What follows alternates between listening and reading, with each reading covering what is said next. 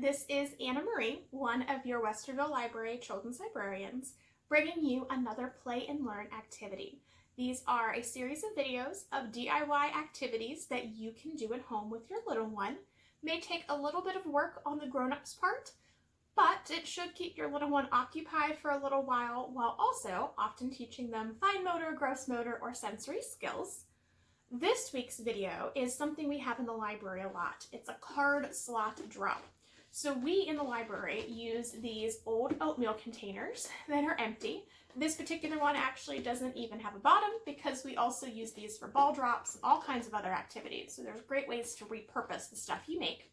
But we take an empty oatmeal container with or without a bottom.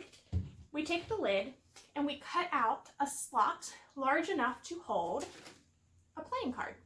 So all this does for your little one is it's just a different type of sorting activity. You could recreate this activity with a tissue box without having to put in the effort of cutting that hole, but sometimes that smaller hole gives them a little bit more focus and it really helps those fine motor skills develop. Also, little ones just really like the activity of sorting and dropping, even from your smallest babies through to your preschoolers. And with older kids, you can start getting specific. You could have a bin for red cards versus a bin for black cards, whatever you want to try. But this is what we're going to be creating. You can use an oatmeal container. I have another one that also happens to be bottomless, but does have a lid that doesn't have a slit in it yet. So we have an oatmeal container. I've also got a cracker box. The thinner the cardboard, the easier this is going to be to cut. I just have scissors today, so we will see how well those cut through these lids. In the library, we typically use like an X-Acto knife, but you can do the same thing with a cardboard box, an empty cereal box, an delivered box with a package in it, anything like that. You're just trying to create a slot just big enough to hold a playing card. You can also have tape if you so choose. It depends how clean your cut is. If you need to reinforce those edges so they don't peel, also depends how long you're planning to use this activity. So I'm going to take my scissors and we are going to see if I'm able to cut myself a slit in this box. Does not need to be terribly neat. That is especially what your tape is for. If you choose to reinforce those edges, your biggest piece is making sure that that playing card is able to fit inside of that slot. So we have got ourselves a slit in our box. We've got playing cards. This box is not quite ideal because it isn't quite deep enough for a card to drop all the way in. You can still see it sticking out there. So that can be a different kind of play. Especially for older kids, they can figure out how to make it fit all the way inside.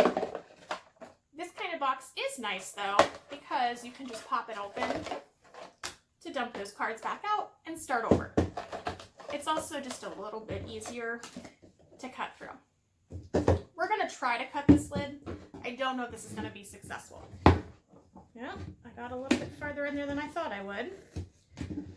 Now the difference for this particular lid, if you're working on a container like this, is once you get the cut, I can feel that it's sliding very easily. So you could very quickly end up with a cut that is bigger than what you were hoping. All right, so we have got a hodgepodge there, but you may or may not be able to see on that lid that we have some tearing. So that is a downfall to these particular types of containers or any kind of container that has a plastic lid.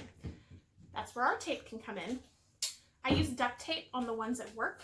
I don't have that as readily accessible right now, so I just have Scotch tape.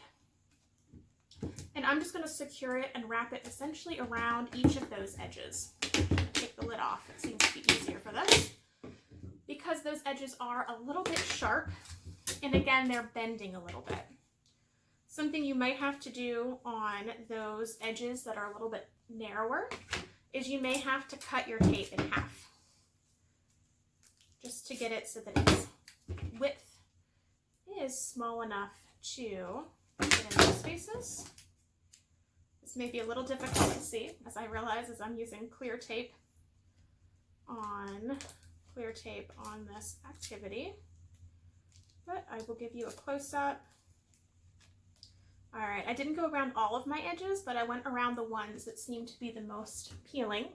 There is some tape on there around the edges, especially around this part down here where you could see a little bit of tearing. Put it right back onto our oatmeal container. Provide some cards that can drop right in. If you have young ones, again, the tissue box might work better for those smaller babies who are able to grip the cards, but aren't going to be as adept at getting it. This is really about the exact width of a card, so it would take some precision to get that in there. But the more they practice, the more they drop, the better they'll get, and the stronger those fine motor skills in their fingers will be.